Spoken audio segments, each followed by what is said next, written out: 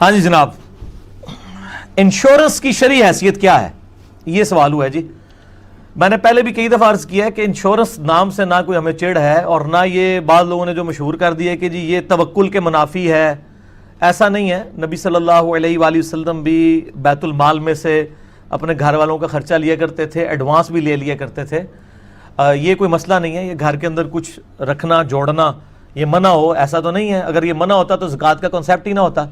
सैयदना उस्मान गनी रज़ी अल्लाह तआला अन्हु ने जो ग़ज़वा तबूक के मौका पे 700 ऊँट दिए हैं तो वो जोड़े हुए थे तो दिए ना, आज का अरबों रुपये बनता है। तो ये तो नहीं है कि जोड़ा हुआ नहीं था। ज़कात देंगे माल पाक हो जाता है।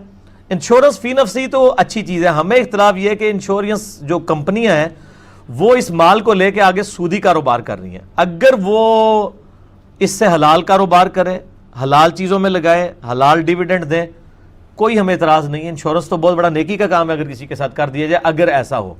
बाकी कौन सी कंपनियां जो हैं वो कर रही हैं नहीं कर रही हैं, ये अब आपने खुद ही तहकीक करनी है।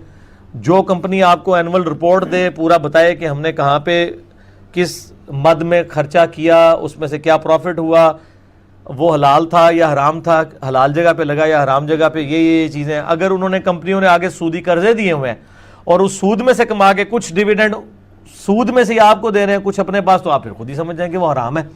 तो इसलिए हर चीज़ के ऊपर जो है वो निटी गिटीस में नहीं जाना होता। इस अब्रॉड से आई हुई इंश्योर्ड चीज़ें इस्तेमाल कर सकते हैं। जब आप आ ही गई हैं तो अब आप इस्तेमाल करें, उसमें क्या मसला है।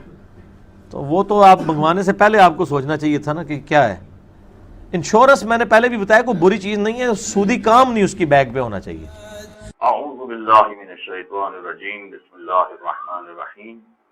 इंश्योरेंस करने या इंश्योरेंस का काम करने के हवाले से छोटा सा इख्तलाफ मुसलमानों के दरमियान मौजूद है, मगर शेख जाफरिया के नुक्ते निगाह से अहले तशय्यो के यहाँ इंश्योरेंस का काम करना बिल्कुल सही है। लिहाजा जो अफराद इंश्योरेंस पॉलिसीज का काम कर रहे हैं या इंश्योरेंस कंपनीज में काम कर रहे हैं, उनका इंश्योरेंस का काम करना बिल्कुल सही है और पॉलिसीज बेचना उनके लिए बिल्कुल जायज़ है। अगरचा कुछ बिरादरान अहले सुन्नत के गुरु ऐसे हैं कि जो इंश्योरेंस के काम को 2 हिस्सों में तकसीम कर देते हैं और फिर एक हलाल वाला रास्ता निकालते हैं और दूसरे वाले के बारे में कहते हैं कि हराम है, वो तरीका जायज़ नहीं है। मगर उस तफसील में हमें जाने की ज़रूरत नहीं है।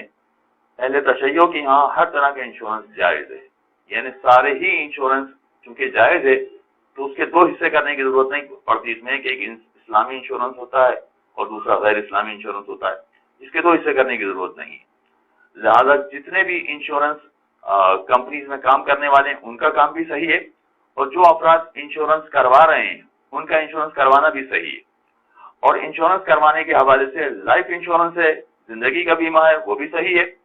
और इसी तरह से माल और दीगर अशिया का इंश्योरेंस करवाना वो भी बिल्कुल सही है। लिहाजा कार्गो का जो इंश्योरेंस करवाया जाता है उसमें भी किसी तरह की कोई कबाहत नहीं है। फैक्ट्री और गाड़ियों का जो इंश्योरेंस करवाया जाता है उसमें भी कोई कबाहत नहीं है और लाइफ इंश्योरेंस में भी किसी तरह की कोई बात नहीं है। इंश्योरेंस पॉलिसीज बेचना भी जायज़ है, उसको खरीदना भी जायज़ है। उसके बाद जब पैसा मिलता है, चाहे मेच्योरिटी पर पैसा मिले या मेच्योरिटी से पहले वो पॉलिसी खत्म कर दी जाए और उसका पैसा मिले, तो वो पैसा इस्तेमाल करना भी बिल्कुल सही है। अलबत्ता उस हवाले से कुछ होम्स के मसाइल हो सकते हैं, मगर उसको होम्स के चैप्टर में बयान करना ज़्यादा मुनासिब होगा। इंश्योरेंस के चैप्टर में जहाँ तक ताल्लुक है तो इंश्योरेंस की पॉलिसीज भी सही है, उसका प्रीमियम जो मिलता है वो भी सही है और आखिर में जो इंश्योरेंस पॉलिसी खत्म हो जाती है उसके एवज जो पैसा मिलता है वो पैसा भी बिल्कुल सही है। अस्सलाम वालेकुम। आइए मयास, आज की वीडियो में मैं आपको स्टेट लाइफ इंश्योरेंस के कुछ प्लान बताऊंगा।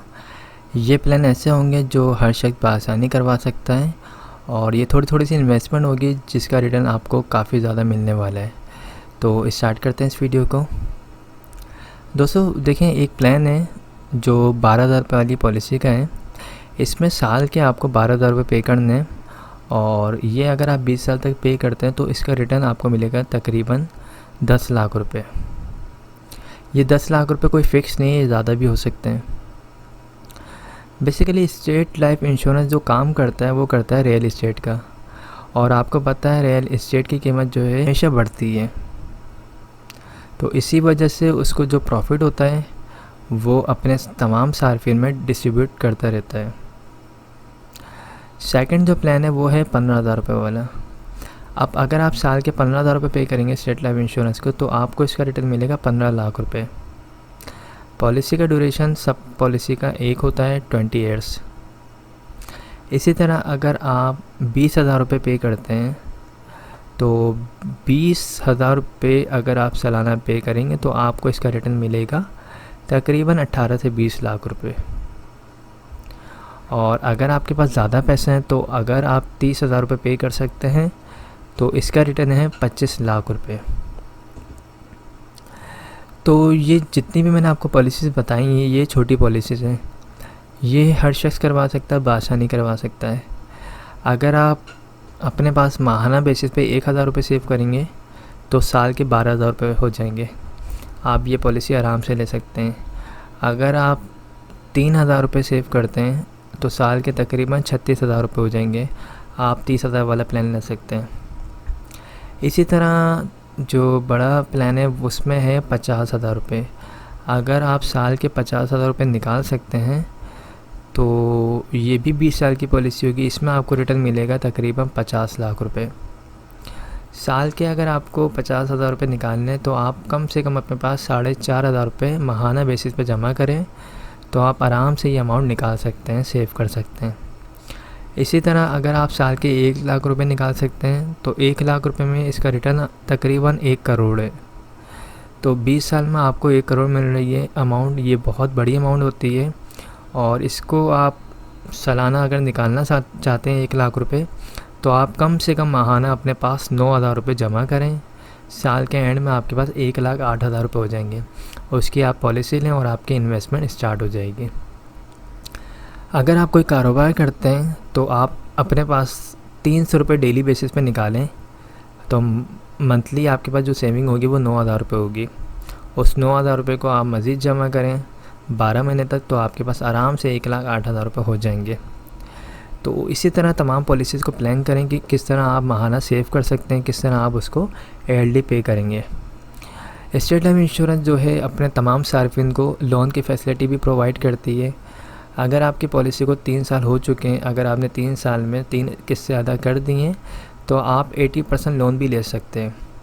जो आपने पॉलिसी जमा करवाई है, जो आपका प्रीमियम था, उस अमाउंट पे 80% स्टेट लाइफ लोन भी देती है। लोन जब आप लेंगे तो उसको रिटर्न भी करना होता है। रिटर्न करने के लिए कोई रिस्ट्रिक्शन नहीं है, आप जिस तरह चाहे पे कर सकते हैं। आप 5,000 रुपये माहाना देना चाहें, 10,000 रुपये माहाना देना चाहें, आप 6 महीने बाद पे करना चाहें, आप साल के बाद पे करना चाहें, आप 2 साल के बाद पे करना चाहें, जो भी आपके लिए पॉसिबल हो, जिस तरह पॉसिबल हो, आप उस तरीके से लोन को वापसी कर सकते हैं। अगर आप लोन रिटर्न नहीं करेंगे तो 20 साल जब पॉलिसी को कंप्लीट हो जाएंगे या जब भी आप पॉलिसी को ख़त्म करवाएंगे उस वक्त आपकी पॉलिसी से लोन की अमाउंट जो है डिडक्ट कर ली जाएगी। लोन के ऊपर एक प्रोटेक्शन फ़ीस होती है, तो अगर आपको लोन चाहिए तो आप लोन के लिए भी अप्लाई कर सकते हैं इसमें। इसके अलावा खुदा ना खासा दौरान पॉलिसी अगर डेथ हो जाती है तो आपकी फ़ैमिली को जो है, अगर आपने 1 लाख वाली पॉलिसी ली है तो फैमिली को डेथ की सूरत में जो सपोर्ट किया जाता है उसमें ये होता है कि 20 लाख रुपए जमाशुदा बोनस दिया जाता है और अगर एक्सीडेंटली डेथ होती है तो उस सूरत में 40 लाख रुपए जमाशुदा बोनस होता है। पॉलिसी करवाने के लिए डॉक्यूमेंट्स में आपका अपना NIC होना चाहिए। नॉमिनी में जिसको रखना चाहते हैं आप, फादर, मदर, वाइफ या फिर सन या फिर डॉटर, जिसको भी आप रखना चाहते हैं उसकी NIC कॉपी होनी चाहिए। थर्ड, जिस टाइम पे आपको पॉलिसी करवानी है उस वक्त आपके पास पॉलिसी की अमाउंट होनी चाहिए जो आप प्रीमियम अदा करेंगे। ये 3 चीज़ें होंगी तो आप विज़िट कर सकते हैं मेरे ऑफ़िस को। मेरा ऑफ़िस जो है मेन शारिफ फैसल पे फरहान होटल के पास मेरा ऑफ़िस है। आप वहाँ पर आएँ, विज़िट करें। आप सेटिस्फाई हो जाते हैं तो उसके बाद फॉर्म को फिल करें। पैसे जो है अपने हाथों से जमा करवाएं और हम हाथ के हाथ आपको स्लिप भी दे देंगे और इंशाल्लाह आपको 1 हफ़्ते बाद फ़ाइल भी बना के दे दी जाएगी। तो ये आसान बिल्कुल प्रोसेस है। अगर आप इंटरेस्टेड हैं तो लाजमी जो है रब्ता करें और दिसंबर से पहले नवंबर दिसंबर से पहले करवाएंगे तो आपको फ़ाइल जल्दी मिल जाएगी और इस साल का बोनस भी आपकी जो पॉलिसी होगी उसमें शामिल हो जाएगा।